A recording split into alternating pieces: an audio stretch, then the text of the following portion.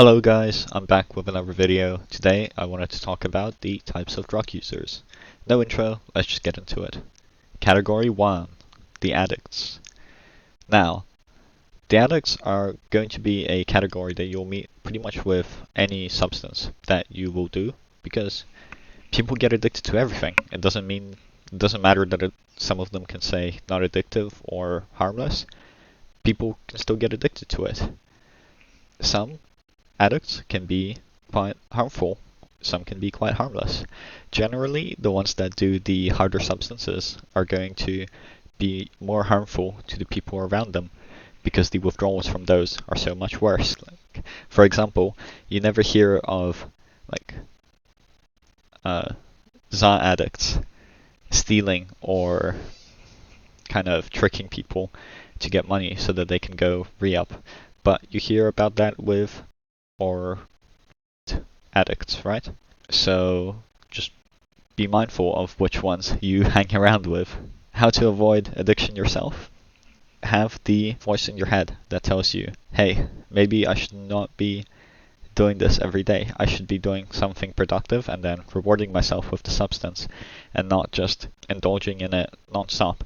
This can be very hard if you have a practically unlimited supply of it, but you've just got to have the self-control to not let yourself fall down that spiral. The easiest way to deal with addiction is to just not get addicted. The easiest way to not get addicted is to not consume a lot and to limit your consumption. Category 2, people trying to escape. They can be trying to escape many things. Some people are just not happy with their place in life, their home situation, their job prospects, their career. Maybe they're in uni and they hate it. Maybe they are in a bad relationship and they're just trying to escape. Maybe they're just not happy with themselves and they try to silence those thoughts. This category is also pretty common in people who partake in substances because very few people, very few healthy-minded and stable people go, hey, I'm just going to randomly start doing these psychoactive substances.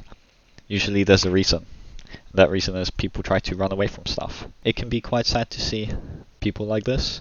Generally, I would advise you not to get too entrenched in their situation. You know, it's their life and their responsibility to make themselves better, especially because it is very, very hard, if not nearly impossible, to fix a person, you know?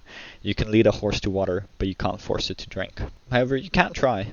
These people will generally be very happy if they get a helping hand, somebody reaching out, somebody trying to help them. They will be nicer to you and they will like you. So if you want friends, you can help these people and generally they'll appreciate it, but just don't get sucked in yourself, especially because the people trying to escape might also be addicts because, you know, they rely on that substance to help them. So if you hang out with them a lot, you might end up doing a lot more of that substance as well. A lot of these substance categories are overlapping, so it's very rare that you'll find some person that strictly fits one and not any other category.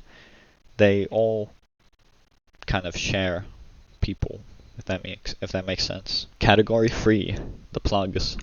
We all know who they are if you partake. Here's just a few interesting things about them.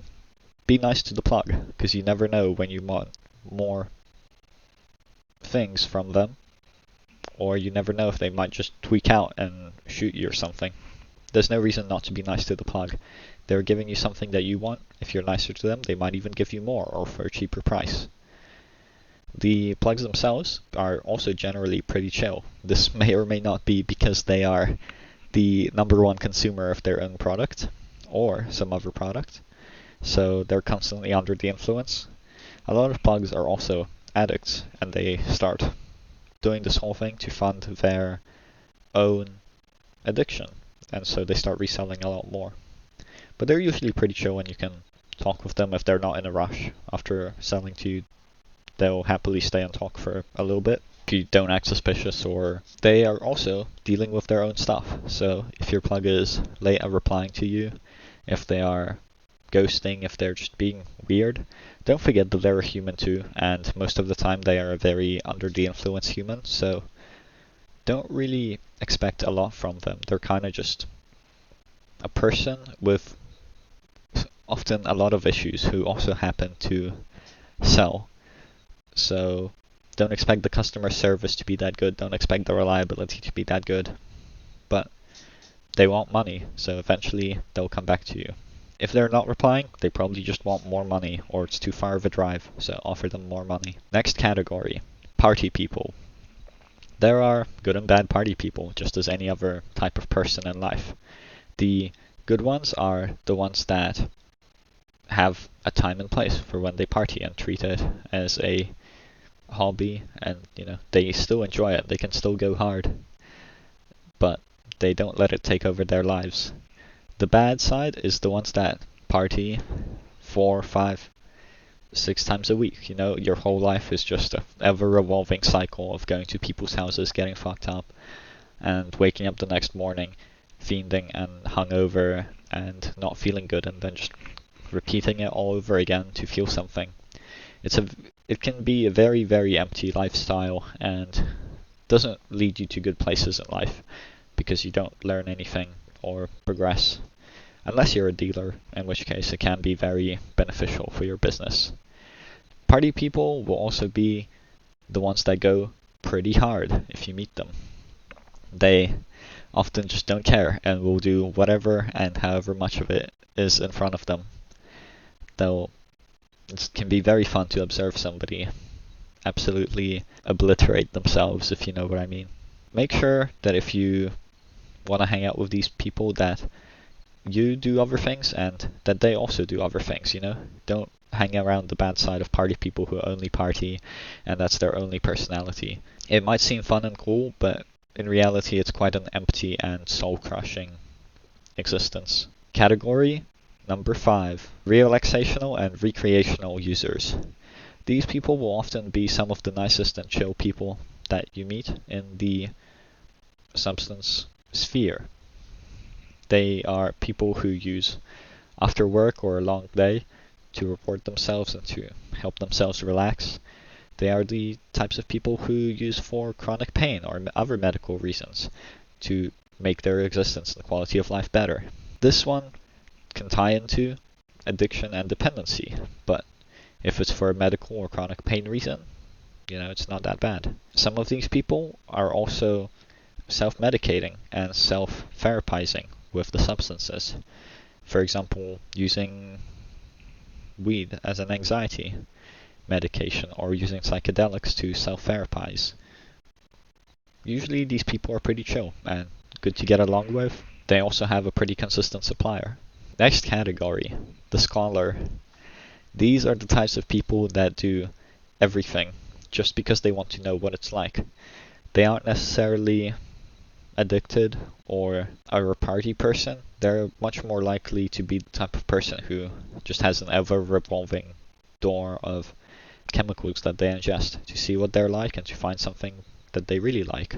They've probably done more things than you, and they will tell you a lot of things, a lot of information about what they've done. They can be quite strange people because ingesting that many different chemicals, usually with not a lot of breaks in between, can do some things to your psyche and make you think in strange ways and make you act in strange ways. But they're not really harmful or dangerous people. They've just done a lot of different stuff and it's left its imprint on them. They will 100%, they're like a walking library or data collection, They've dedicated a decent amount of their existence to just exploring and learning about psychoactive substances, which is very cool. Next category, the specific drug-only user. These are the types of people who only do one thing, and that's it. That may be because that's all they know, or they're scared of other options, or they've just found what they like and they're completely happy taking what they like. These people can seem kind of enlightened if you find the ones that are happy taking only just one thing. Mostly, this is going to be either weed or mushrooms.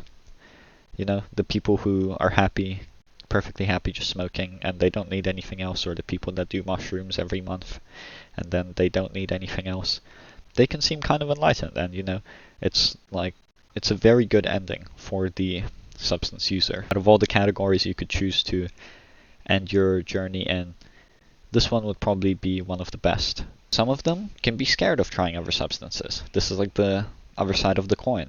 They've only just started their journey into the psychoactive substance world, and therefore they are scared of everything except the very basic stuff.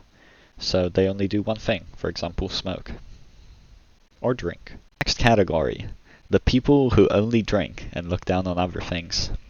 This one's very similar to the specific drug-only people, but I find that with a lot of people who only enjoy alcohol, they can have quite a high horse and quite an ego about it, because they're doing the legal option. All drugs are so unhealthy, These people tend to be not very educated about substances, and they only know alcohol because it's the legal one. They know that smoking is addictive, nicotine, and that's about all they know. They don't really know about the health consequences of drinking even. They definitely don't know about the health consequences of other drugs. They just know what they've been told by the state and by the media, and so they drink because it's the legal option and aren't very interested in anything else. They can be pretty chill if you're drinking with them, and they might even tolerate other substances if you've got a good group. But they can get annoying if you start trying to ask them questions about why they only drink, or trying to see if they're interested in doing anything else. They might start looking down on you, or even if you bust out your bong at the party, they might not like that. Some of them also think that only doing the legal thing makes them better, and that they would much rather drink and destroy their organs and brain that way than because it's legal, than to go to a shady dealer or black market and purchase a product that will make them feel better and will generally have less impact on their physical health. But it's illegal, so they don't do it. Alright, that's all the categories. Thank you for watching. Goodbye.